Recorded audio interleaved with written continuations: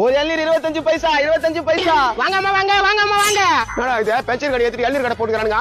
மாப்பிள்ளைய உங்க அப்பா ஆரே கார்டு மாண்டே வரான். டேய் என்னடா கடை இது? பார்த்தா தெரியல. இந்த ததிர முச்சு கூட சேராதன்றேன். பென்ஷன் கடை தானே வச்சிருந்தா ஏன் இளநீர் கடை போட்டுக்கிற? எப்போ அது ஏன் இஷ்டம். இதுல 25 பைசா ஒரு இளநீர் போட்டுக்கிற. ஆமா 25 பைசா தான் இளநீர். போயா இதுங்க என்ன வியாபாரம் பண்ணி எங்க முன்னேற போகுங்க? வாங்கம்மா வாங்க இளநீர். என்னதான் வெறும் 25 பைசா தான். வெறும் 25 பைசா தான்பா. இருப்பா எல்லாருக்கும் இளநீர் இருக்குது. நான் சொல்ற கண்டிஷன் ஒத்துக்கினீங்கன்னா எல்லாருக்கும் இளநீர் இருக்குது. என்ன கண்டிஷன் 25 பைசா தானே?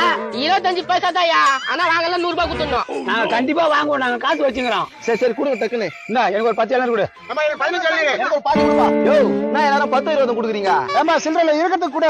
என் முட்டாள 25 பைசா எடுத்துன்னு வந்தா தான் இளநீர். 25 பைசா இல்லாதவங்க 100 ரூபாய் கொடுத்து வாங்கி போங்க. 25 பைசா என்கிட்ட. அப்ப 100 ரூபாய் கொடுத்து வாங்கி போய்க்கினே இரு. 100 ரூபாய் கொடுக்கணுமா? 100 ரூபாய் கொடுக்கலாம் இவன் பெரிய ரவுடி. அவனே தெரியாது. ஐயோ பார்த்தாவே பயங்கரமா இருக்கானே, பூத மாதிரி. இந்தாப்பா.